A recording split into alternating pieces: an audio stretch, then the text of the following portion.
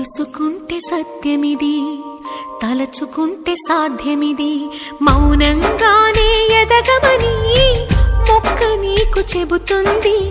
ఎదిగిన కొద్దీ